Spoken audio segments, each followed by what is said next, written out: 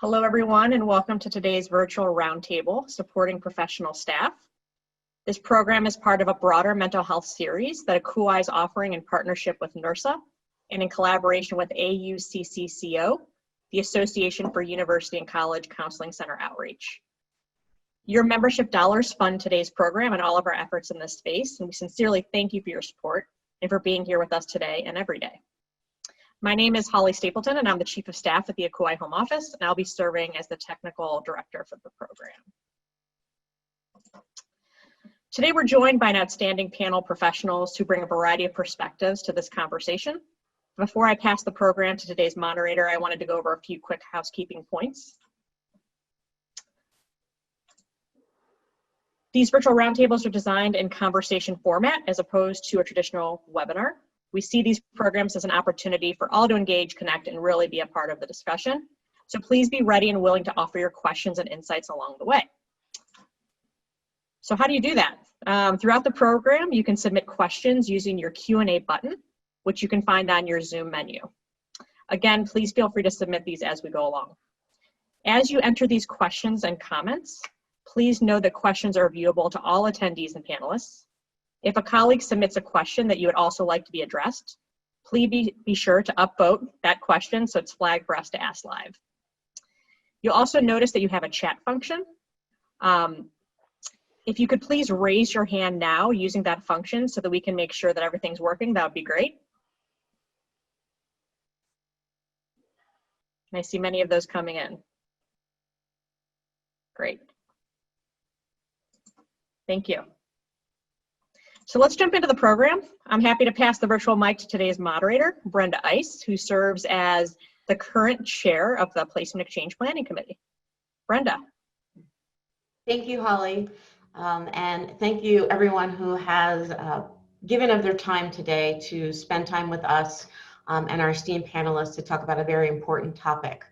As Holly mentioned, I am Brenda Ice. I currently serve as the Assistant Dean and Director of Campus Life at Scripps College in Southern California, and have the distinct honor of being this year's chair of the Placement Exchange Planning Committee.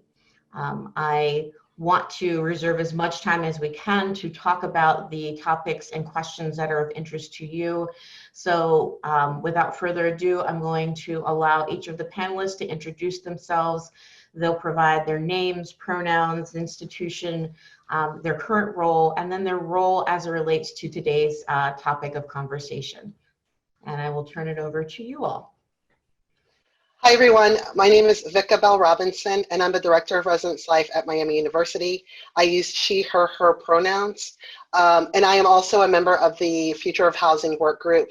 At Miami, we have lots of professional staff, obviously, in our Residence Life office, and I'm happy to serve on the panel today, so thank you for the invitation. Hi, my name is Todd Meisner. I'm the Chief Wellness Officer at Oklahoma State University. The pronouns that I use are he, him, his. I'm really excited to be on this panel. My role as Chief Wellness Officer has me having oversight over both student and employee wellness. And I have an extensive background in employee and staff wellness programs and research. So I look forward to questions and participating. Hello, everyone. I'm Alvin Sturdivant. I serve as Vice President for Student Development at Seattle University and am immediate past president of ACUI as well. I use he, him, his pronouns. I've been at Seattle University for the last 10 years, and in that time, I've had extensive responsibility for the management of staff, and in my current role for the management of all of our staff within the division, and their wellness, of course, is important to me.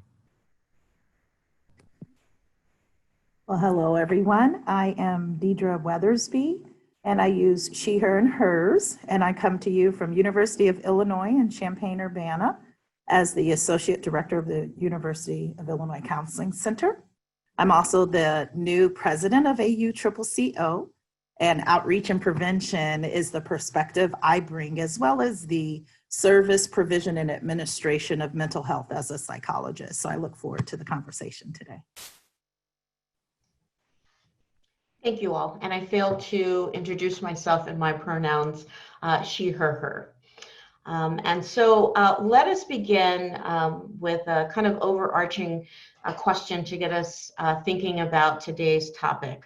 Many of us are about to return to campus. Some have actually already started in these rather uncertain and unprecedented times. Staff have concerns about burnout and stress, job security, their own health and safety, but more importantly, the health and safety of the students that are placed in their care. So in knowing all of this and what's going to be present, kind of looming over the heads of many of your staff, what's top of mind for you as you think about how you can best support your staff as we embark on another fall semester or quarter? So when we pivoted, so Miami pivoted around March 10th, March 12th, something like that. We started the pivot from in-person to online and virtual experiences. And my team started meeting more regularly. We typically meet once a month. We started meeting more regularly as a large group. And throughout that time, I talked about sort of three concerns that I had related to our team. The first and foremost, is their health and safety. And so, Brenda, in your introduction, you talked a little bit about, we're most, of course we care about our students, but I don't want it to be lost in the audience today that staff and faculty health and well-being is absolutely important, is not less important than the health and well-being of our students, particularly those that are living in community with our students, those that are working in residence life. And so that is always the most and important concern. That includes financial well-being, which leads me to my second concern. This notion that our employment is important, it matters.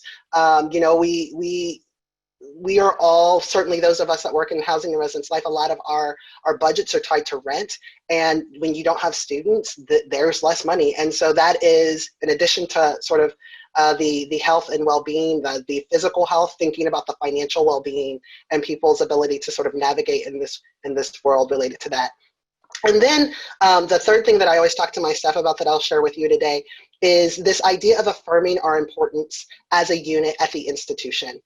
Because when you house students and then they're not there, it's very easy for folks to say, well, there's nobody in the halls, so therefore we don't need residence life and housing staff. And so we've talked a lot about how are we also pivoting right now, how are we continuing to support our students. We in our organization have a pillar model. We have 5 sort of external pillars and then 1 internal pillar, and only one of those pillars is actually related to where students live. We call it safe and healthy homes. The others, persistence and retention, diverse and inclusive environments, extending the learning environment, those other pillars exist everywhere. And so how are we pivoting our work? How are we pivoting our interactions with students to still meet the needs of our students and to still meet the needs of our university? So those are the 3 things that are sort of top of mind for me. Yeah, I would add the concern that came to mind when this all happened was the concern around the health and well-being of our staff directly impacts their ability to serve our students. And the health and well-being of employees is certainly something that is an area of deep concern right now, as we have concern about our own jobs, our families, our children, those of us who have children of school age, and the stress associated with just having to balance life while meeting the demands of our work and facing the perceived threat anyway, with regards to the value of what we do. And that's really key. And the important thing is addressing that up front with your staff and emphasizing the importance of family, emphasizing the importance of taking care of self first, because you cannot serve our students in the way you should if you're not taking care of yourself. And most importantly, the other piece that really is of deep concern to me is the tone of our national conversation in media, social media, etc., and the impact it's having on our lives. And all we hear is negative. All we hear is catastrophe. All we hear is controversy, and that is deeply concerning, because when people are bombarded by that level of negativity, it's bound to have a profound impact on their personal health and well-being and how they interact with each other. And so those are my thoughts, at least for now. I agree with what has been offered by each of my colleagues thus far. I think prioritizing the health, safety, and wellness of our staff has to be paramount and has to be in parallel with the conversation that we're having about the health, safety, and wellness of our students, as was already offered. I also think, part of my responsibility in my role at my university has been framed around communication and ensuring that I'm sharing as much information as is available with my team so that they can then make informed decisions, knowing what's coming down the path in the way of furloughs or layoffs or salary reductions and those kinds of things, knowing that there is a disproportionate impact in many real ways on staff that don't exist for some others at the university level. I think it's also recognizing for them that it is impossible for us to deliver the same product remotely and virtually to our community and to our students that we would deliver in person. And as a result of that, showing some flexibility, some nimbleness, some adaptability in sort of calibrating or recalibrating, if you will, our expectations to meet with the new standards, but also engaging the team in the development of those new standards and not doing those in a vacuum or in isolation. The last piece that I will offer, especially in this sort of work from home environment, it can be really difficult for folks to imagine taking time off and what they would do with that time when they don't really have the ability to vacation in the traditional sense of the word. But it is critically important that we are creating opportunities for our staff members to really step away or move away from the work environment and to fully disconnect, knowing that we are of no use to one another or to our students if we're not fully taking care of ourselves. Mm-hmm. Oh, thank you. I agree with much of what's been said by my colleagues on the panel. I think of safety, support, and sensitivity. So the thing that I think I can add to this conversation is the sensitivity to the unique needs of staff. So we're consistently meeting in small groups as well as surveying staff because everyone has unique needs. And that means that we have to feel comfortable sitting with ambiguity, that everything isn't going to be worked out. And how do we support our staff in the emotional and physical process of being comfortable with ambiguity? And the one way I know to do that is to be vulnerable as administrators and to share our own fears and thoughts and process. And so to provide opportunities for that process. Thank you. Each of you in your own way talked a lot about this idea of self-care and more importantly, just Deidre just talked about this idea of ambiguity and thinking about the things we don't know, but that we want to know. So how can you maybe talk about how you would frame and support and maybe even provide direct tips and strategies about how other supervisors would be able to work with their staff in thinking about that balance of self-care, taking the time that they actually need. And in a normal, I guess, environment, they would be okay with taking time because they know this is a normal process and they can step away. But there's so much uncertainty. There's so many things they don't know, and there may be a fear of if I step away, I've missed something or I'm not actively contributing. Maybe we could start with you, Deirdre, about some additional steps or strategies that you've deployed, and then ask the other panelists to also provide a few. Well, sure. And I think that's part of letting go. I think Alvin talked about that, letting go of how things used to be done. We're providing services in a different way. And so helping our staff understand that. The small team meetings I discussed, we have those twice a week with leadership taking on teams of maybe 8 to 10 staff. to make sure that there's time. We do those briefly 30 minutes in the morning simply to process, to update information, because when you're working remotely, a lot can get lost. And so making sure to do that. And then also accepting that self-care looks different for everyone, and to not assume that there's a blanket way of self-care. One of our colleagues at University of Illinois, Dr. Robin Gobin, wrote a book, The Self-Care Prescription. And that's something that we use as staff and others have used. And she often does seminars on that gives some really concrete ways of self-care. Because self-care for me might be watching the news or staying active, and another might be somebody else might need 2 weeks vacation. And so I think providing spaces for staff to become self-aware, to understand what self-care may look like for them.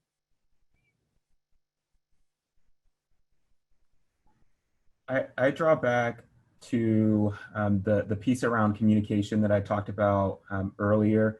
One of the things that I started to do that I wasn't doing pre-pandemic was sending out more regular communications to my full divisional staff that served as a way to interpret the information that was coming out from the larger institution for the division. And talking about the particular impacts that I saw coming down the path for us as a division in our work and in the institutional expectations of us, knowing that in real time, we were primarily the ones that were still on campus, even when others had transitioned fully to the work from home environment. The other piece that I think has been critical is sort of modeling. So, many of us say, take time off, disconnect, but don't really model that in the best ways for our team members. I've had really frank conversations with the directors that are in my line of responsibility about the ways that they are supervising and managing their staff, about the ways that they themselves are prioritizing time off and vacation and self-care, but also sort of acknowledging that there is a grief process happening right now for many of our staff members, grief at the sudden departure from campus, grief at the inability to connect day to day in quote unquote traditional ways with their colleagues and friends. And that part of our responsibility is creating space where folks can talk about those things, process through those things, but also, even in this virtual environment, spaces where we can come together and be in community with one another and support one another and celebrate the work that we've done, even in the thick of all the uncertainty. I think all of those things are important. Yeah, I would add to that, the efforts to really be available for your staff and to, having the regular meetings is an important part of that, and striving to maintain some level of structure where communication is regular, where some of us are really struggling with this loss of continuity in our day-to-day operations and our activities, and there's a deep concern when your lives are thrown out of whack in the way it has been. So, establishing consistency.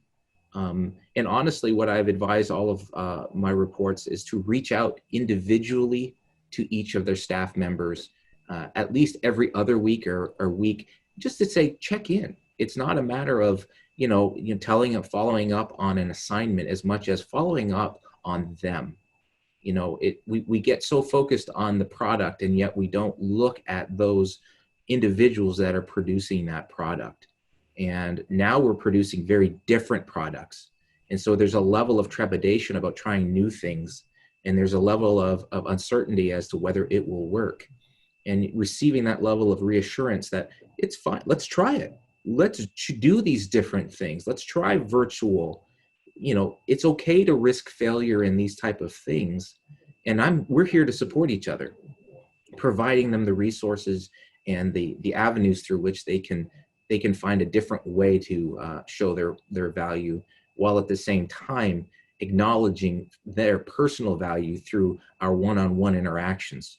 And because we really do need to provide that to our staff. I would just add that the ability to record meetings and to make minutes available for meetings that have happened, I think is a good way for folks to feel like, well, I can step away and when I come back, I can still be aware of what occurred when I was away. I think the other thing, and I would argue that we weren't, certainly in housing and residence life, great at taking time away when we weren't in a pandemic. And so it's not like this new thing where like, oh, now I really can't. We were never really good at that. And so I think, you have to, I think as leaders, continue to emphasize the importance of doing that. I also think it's important to recognize that, and Deidre talked a little bit about this, that it doesn't look the same for every single person. And, I think Will Smith's Get Jiggy With It talks about trying to do what I did, right? So you trying to do what I did, but it's gonna be different for me than it is for you, and that's okay. And so it's, I think, a both and thing.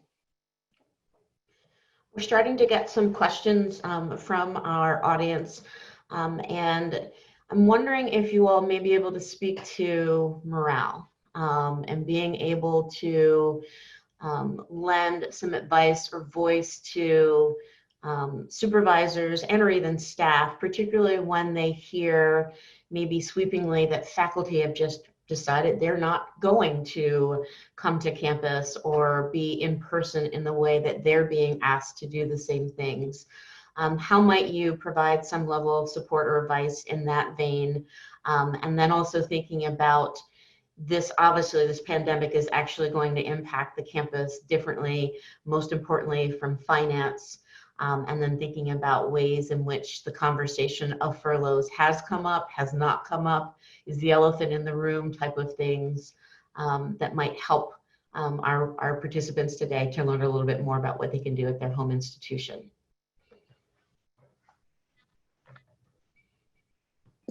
Well, I'll jump in on that one just for fun. No, from the morale perspective, again, it's a matter of really connecting with staff to check in on them. Also, the communication piece, as Alvin pointed out, it's essential. Even from the administrative perspective, we're privy to some information from the administration level regarding budget, regarding decisions being made, and to make it transparent.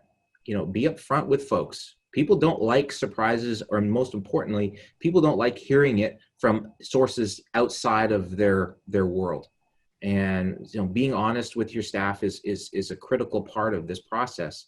And making sure that they're not surprised, that they feel involved and engaged in the solution process, and most importantly, that their contribution is truly valued. From acknowledging them on a regular basis, etc. It's really important to have that consistent level of communication, openness, and honesty with your staff, because they really need to trust you, right? Especially now. Trust is so important right now.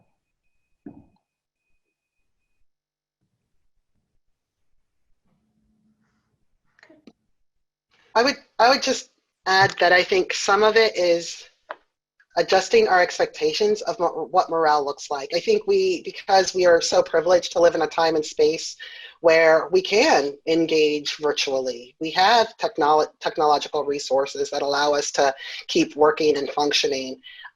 We can forget we're in a pandemic. Like, this is a pandemic. This is a worldwide illness, and everybody's every day is going to be a little bit different. And so,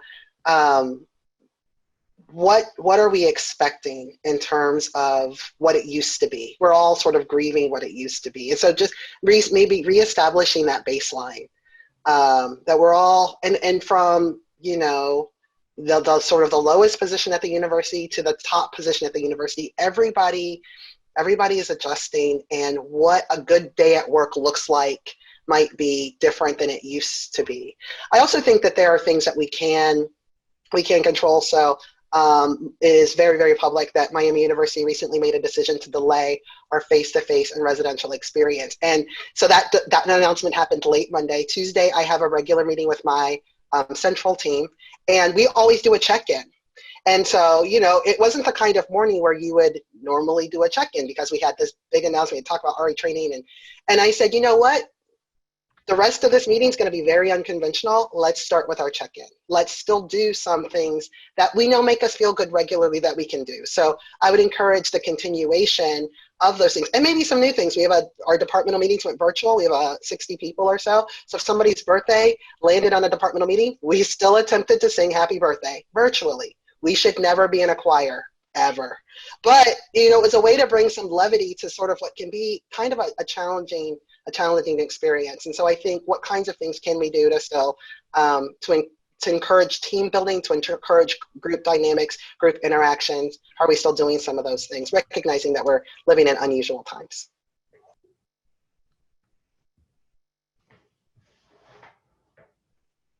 I think I'd like to think about morale as being twofold, that administratively, that we have a responsibility to check in on the morale of our staff, and also support our staff in being accountable for the morale of the environment as well. And so within those surveys and check-ins, to really hold both of us, both sides, accountable to what are your needs. And there might be unique needs that are impacted by competing priorities. Our day-to-day may not look like a staff member, their video camera not working may hugely impact them. So how do you break things down in a way structurally to ensure that whatever the priorities of staff are on any given day are being heard, that their voices are being heard and addressed? And if they can't be addressed right away, I think I heard talk about transparency, being transparent from all the way from information that's coming down from the president or the governor of your state, right, that impacts some of the decisions, to what are the decisions day to day, maybe with your internal tech team or your HR folks. All of those have to be addressed across the continuum. And there's a sense of accountability, I think, to be had by everyone being part of the process for morale. I want to go back to something that Vika presented in her introduction, and kind of those principles and things to consider and frame. And one that struck out to me was affirming the importance of the work and the division. If we could start with you, Vika, like, how are you doing that without it appearing like a look at me show and all of the things, and here's the 500 programs that we did over the course of this past semester? How are you either taking that message to the folks that need to hear it, or enlisting the support of your staff to show the value and importance of the work that's happening in your division? Yeah, I think one of the big advantages Housing and Residence Life folks have is that we're generalist. And so we are able to have difficult conversations about a variety of topics. And so, you know, it wasn't about like, oh, look at what we've done. It was about what is the work that it does not matter what we did between August and March. We are now in March, and the university has changed. And I have a cadre of highly skilled, very qualified individuals that can work for the institution to accomplish the institutional needs. So we called admits. Part of what we did in Residence Life was we called our admits, those that had confirmed, those that had not confirmed. Residence Life did that. We called a lot of students, because we talk to students. We talk to parents already. And so let's do it this way. We reached out to our development office. So I was like, okay, who needs help? Well, we want to make the class, and we need to fundraise. So let me contact my colleagues in development and in admission and see what we can do to support these issues, these needs of the institution. We were obviously also doing some other things, some things related to maintaining what connections we could with our students that had been in residence. But beyond that, what are some other things that we can do? And so, we talked a few questions ago, or maybe it was just the last question, about like, how do you maintain sort of not overworking? And I told my team, I said, listen, these are my goals: your health and safety, your employment, and our affirming our importance at the institution. And that means I say yes a lot. I say Residence Life will do it a lot. And so they were like, okay, Luca said I don't necessarily want to call admits. I don't work at admission, but I understand that we're affirming the importance of our presence at the institution, that when students leave, there's still work to be done by the university, and residence life is more than capable of doing some of that work. So that's how I positioned our department at the university. And then people aren't like, oh, well, Res Life's always in our face. They're like, we need help. Let's reach out to Res Life. And so we were doing that, just reminding folks that we're more than just beds. I would add on to that. One of the silver linings from this pandemic has been the sense of the openness to collaboration that has occurred. I think I would argue that it's occurred across a lot of campuses, and that, you know, there's been a much greater emphasis on finding ways to work together. Now, at least on our campus, I can't speak to everyone's, but I would suspect that that's been the case in a lot of ways. And, you know, opening up collaborations between student affairs and academic affairs. And yeah, I can say from our campus here at Oklahoma State, we've spent a lot of time leveraging a lot of the theory of student affairs and student engagement, and that's a role in the overall learning and success of students, and having that conversation across the campus and getting it involved with academic affairs and integrating our efforts with them so that we collectively are contributing to the value and really working hard to position ourselves, you know, at par. You know, it's not above, it's not below. We are all contributing to the success of the students, and really articulating that together we're better at this, and together that we will conquer whatever challenges before us, and together, you know, we can make this university better, and that we are a part of this. It's not them and us, it's us collectively. I would add, and it's consistent with what Vika and Todd have offered to some degree, but the work of student affairs has never been more amplified, particularly as it relates to our connections with students, and are really having our finger on the pulse of what's going on in the student community than now. The pandemic, despite how chaotic it has been for many campuses, has really created an environment where folks, I think, have a higher degree of understanding of what student affairs work is all about, and the ways in which we influence and impact the experiences that students are having on our campuses. And so, you know, I'm a member of my campus's executive team, so I sit on the cabinet. And part of my role is in representing, you know, the work that is happening across the division, but also in talking about sort of the value add of that work to the experiences that students are having.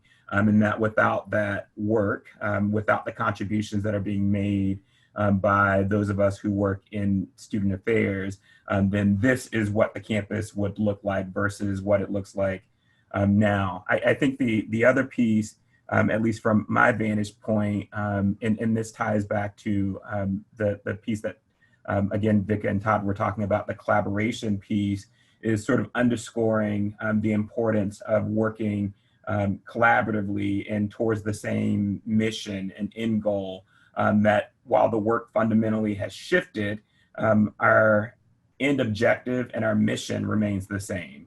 It is about the education of our students. It is about creating transformative experiences. It's about transforming lives.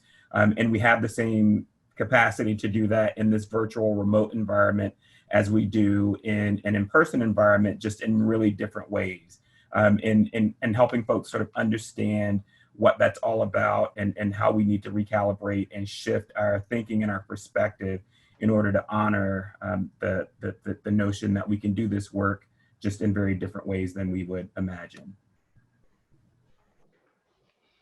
Well, I know that I relied heavily on AUCCO as an organization, so shout out to all of those from AUCCO, because showing impact and access, so student access in this changing world, was important to connect with the organization to get things up and running quickly. What are our telehealth and telereach options for students to access services? And then how do we collect data in these virtual forms that show that the impact is the same? And we were able to do that quickly at University of Illinois Counseling Center, largely because of my connections on AUCCCO and colleagues being open. I mean, just shout out to your organizations, right?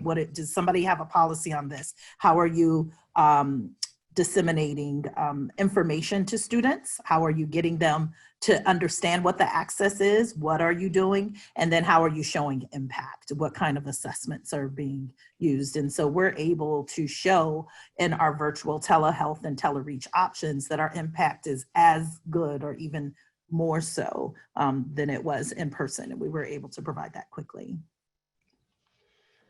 You raise an interesting point, Deirdre, that I'd like us to kind of think about, that in this environment, our campuses have done an extraordinary job of relaying all the information that our students need to know by way of services and support and resources, how they can stay connected, how they can maintain and address their own mental health.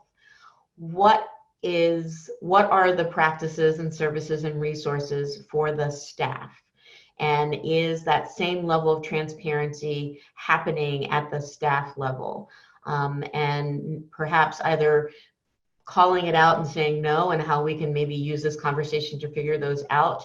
I'm also curious if you could speak to what if the resource, while we say should be us as our profession and coming to your supervisors, what if that isn't the right resource for the individual at the moment? What other places and spaces can staff members go to seek that level of support? I've heard you talk a lot about grief process. And so how do we talk through those things if you aren't equipped to do that your campus or other associations might be able to provide for the listeners today? Okay, I'm happy to start with that. And one thing I will add, though, is the more we can provide support for staff doing their job without having to reinvent the wheel, to me, is supporting staff. And so if I can show up and say, here, I already got this off the listserv. So now that I've done that, it's really providing collaboration with your faculty, staff assistant programs, and then your HR associates. I've really relied on HR folks to show what webinars are up. There's a lot of really good information about how to work remotely because it can be even more difficult to set boundaries and limitations at home that are supportive of our mental health. And so giving articles or inviting staff to take webinars during the day that say small things like setting timers to get up and do breaks seems really simple. But just having conversations about those things, and then how do we model, I think I heard it earlier, the same, like not sending emails all through the night and, 6 o'clock in the morning, midnight. How do we model that for our staff on setting the limitations? And I think that our university has put those together, the COVID-19 response to students as well as for staff. And so to have the information in one hub that faculty, staff, and students can go to, I think is helpful. Yeah, I would, in extension to that, something that with preparing our staff and making sure that they have the resources, a lot of times, I think a lot of people feel there's a sense of loss of control or a sense of powerlessness against this. And I really tried to advocate at our campus, and I would encourage others to do so, is to take control, educate and empower our staffs to do the things they need to do and to be a part of the solution to this problem in front of us. We are not helpless people. We are people that can do a lot of incredible things, as is evidenced through research, and we all could probably spend days talking about that. And for example, training our staff, providing, just as an example, we're providing QPR training virtual to all of our staff, encouraging it not just to serve each other, but to be prepared to serve our students. And you're killing multiple birds with one stone as you prepare your staff and you make it available and you acquire the resources to do those things. We've worked with mental health first aid. Now, they've had a bit of a struggle, if those of you who worked with them lately, with their virtual platform. And it's also a very lengthy training, but it's also an extremely comprehensive training, educating our staff about what mental health is, how to have those conversations. And for those out there who aren't familiar with Cognito, Cognito is it's a simulation software that's available out there for folks. And at first glance, when I investigated it, I thought these simulations are really weird. I don't want to look at a simulation. It's strange. But honestly, if you go through some of their simulations, they're very instructive on having some good conversations with students and others and preparing us to be in a better place to address these issues across the board. And by the way, QPR stands for Question, Persuade, and Refer. It's a suicide prevention program. I failed to mention that. And then Mental Health First Aid is an education program designed to bring people up to speed with what mental illness is, prevalence, and how to have conversations, how to understand it, how to help people find resources, and really and truly empowering our staff to be a part of the solution, that we are not passive bystanders that are standing in the wings, that we are capable and we should be a part of that solution, and we empower each other to do so. I would add that almost every school represented in this call today, if not every school, probably has an employee assistance program. And so, my link at Miami University is a little different than a link at University of Illinois, and we all have different links. But if you're like, oh, I don't think there's anything like this at my school, go ahead, go to your university's main website and search for employee assistance program. And again, I can't speak for every institution represented in this call, but I feel fairly confident that there is something there, and we just miss it. We're so busy referring students to resources and that we just don't necessarily we're not looking for it for ourselves. So, undergraduate students have access to their undergraduate resources. Graduate students typically have similar access to those same resources we're used to referring to undergraduate students. But entry-level staff, full-time staff are like, what about me? There's an employee assistance program. Almost all schools have that, and you can utilize that. And they'll refer you to resources. And we also are fortunate, many of us, most of us, to have healthcare. And so utilizing, people think, oh, I got to get my eyes checked, I got to go to the dentist, a general practitioner. Mental health is also covered in a lot of our insurance providers. And so doing some of that research, I think those resources are there, but you do have to do some of that research on your own.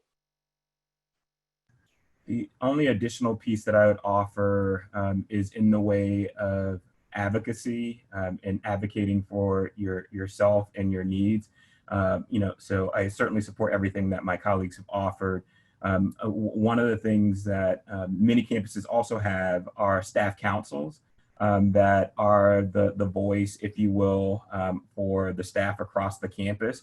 And on my campus, the president of the staff council is at the table and involved in many of the conversations that our executive team are involved in, that the president of our faculty assembly are involved in.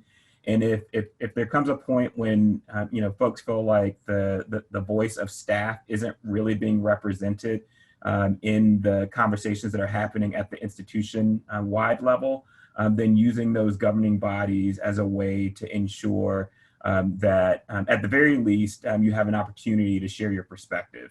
And that perspective can be accounted for when the staff council, or whatever it's called on your campus, is taking up the various issues with HR or with other leaders at the institution.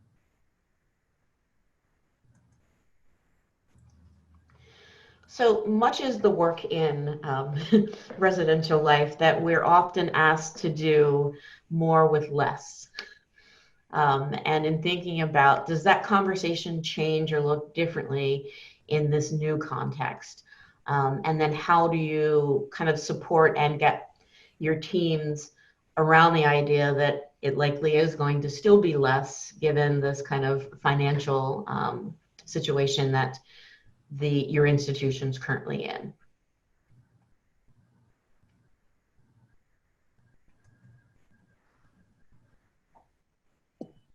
I think I'll jump in with regards to remote, more with less is first the transparency piece, being forthright about where the budgets are.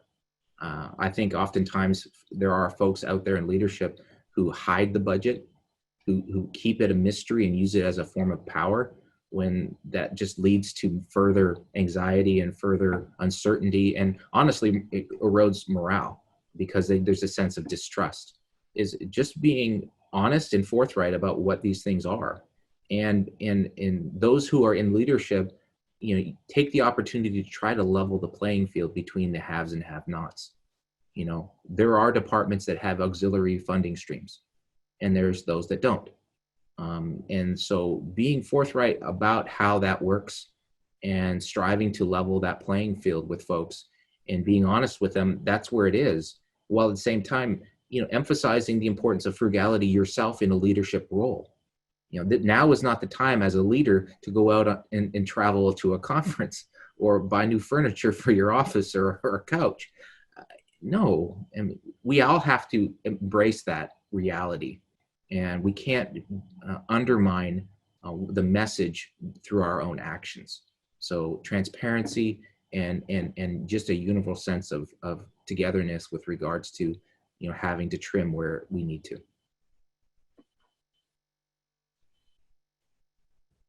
Inviting staff to be part of that process that my colleagues have started to talk about, and saying what are the most essential services, because we're a comprehensive counseling center. We have crisis management, outreach, clinical services, and training, but what are the primary modes of service needed at this particular time? And talking through that with staff, like, okay, this one particular program we were working on, so another opportunity for grief and loss, right? We can't offer this now if we're not having the staffing that we typically have, and what will those and being open and inviting staff all throughout the process of making decisions about services, because you can't do everything with less.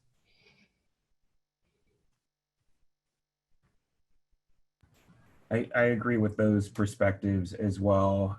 Part of what I think about is goal setting and priority setting, and the role that we can each play in that, whatever our roles and responsibilities are on our campus. If you are, entry-level staff who perhaps aren't traditionally involved in those conversations, raising them to your supervisors and asking, and taking some initiative to get involved, to suggest, how can I be a part of helping to set the agenda for our department or our division, knowing that things are shifting and evolving so quickly, and the goals and the priorities that once existed can't exist in the same way, and making yourself a part of that dialogue and that conversation. The other piece for me, in a diminishing sort of resources environment, is acknowledging that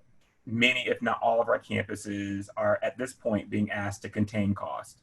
And containing cost coincides with resetting agendas, resetting goals, resetting priorities, and having them fit more specifically with this current environment that we're in. And the more voices that are involved in helping to reset those agendas, the better, knowing that we each have our own sort of perspective and understanding of the student experience, of student needs, and informing those in ways that are healthy and productive, I think ultimately is helpful for all of us. And I recognize that depending on role and the level of authority and power that folks have, that it can feel unsafe to engage in those conversations. And so part of it is also understanding your own sort of safety in who within your team is safe for you to at least initiate some of those conversations with,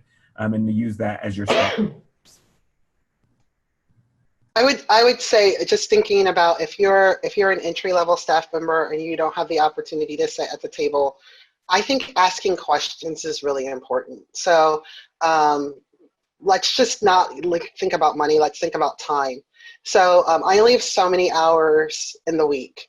And how do you want me to spend my time?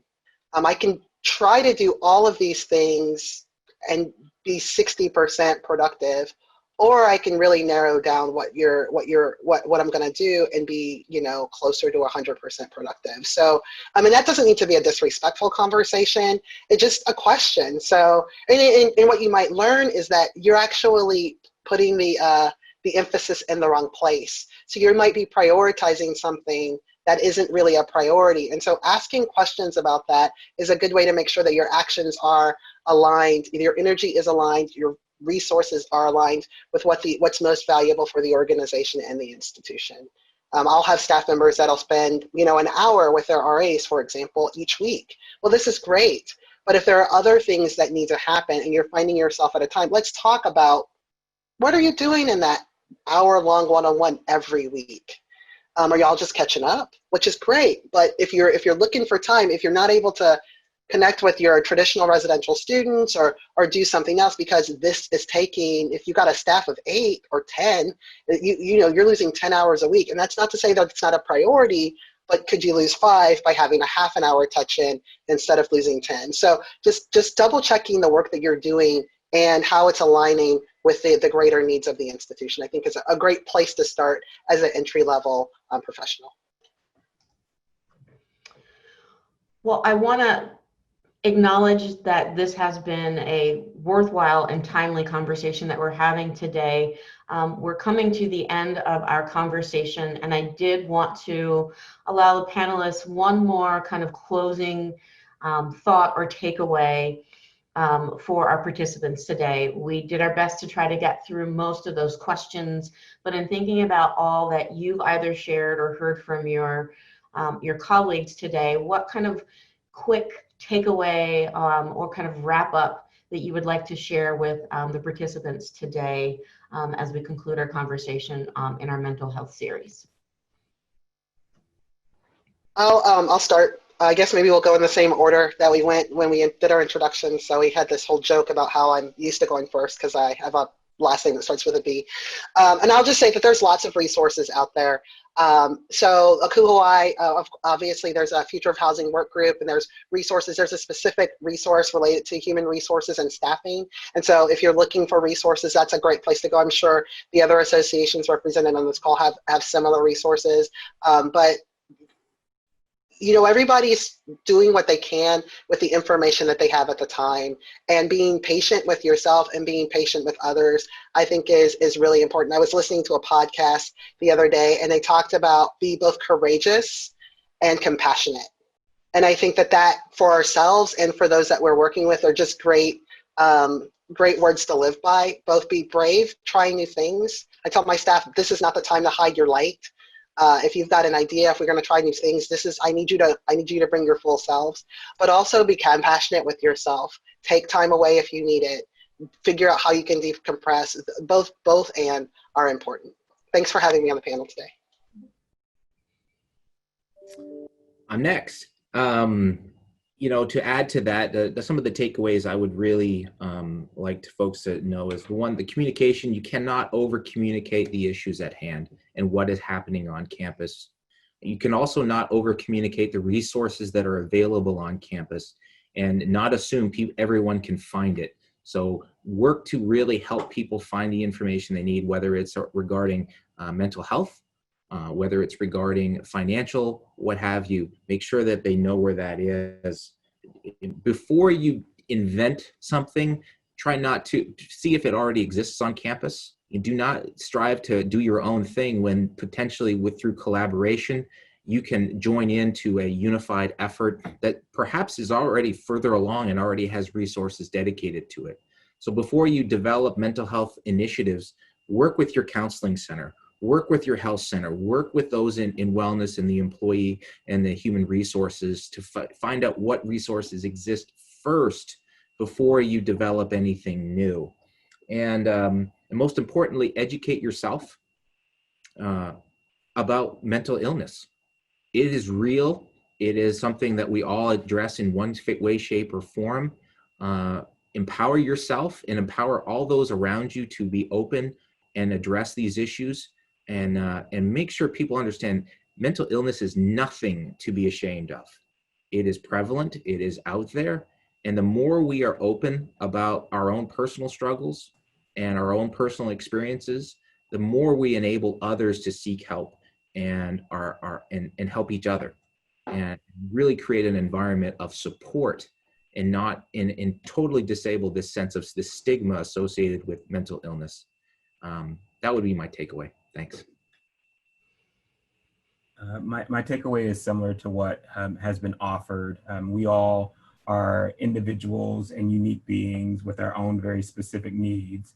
And those needs may look, feel, and be different than what we observe in others, and that's okay. The reality is that in addition to attending to those who are in our charge, which is our ultimate responsibility, our primary responsibility still remains to ourselves, and to ensure that we are okay, and that we are attending to our socio-emotional health and our psychological health in ways that give us the ability to thrive. Many of us in this time are in this space of surviving, but we really want to transition into a space of thriving, and that can be really difficult in moments like this, but it doesn't mean that it shouldn't remain a goal and a priority for each of us. And that would really be my takeaway, is that we need to attend to ourselves and place the priority on our own health, while at the same time trying to place priority on the health and safety and wellness of our students and our colleagues. So thank you. This has been a pleasure. And in closing, we are our best tool. And so our mental health matters. And I invite you to take a self-compassion assessment online, and to develop those areas of having compassion for yourself and modeling that to others. And also, from a quote from Brene Brown's Dare to Lead, clear is kind.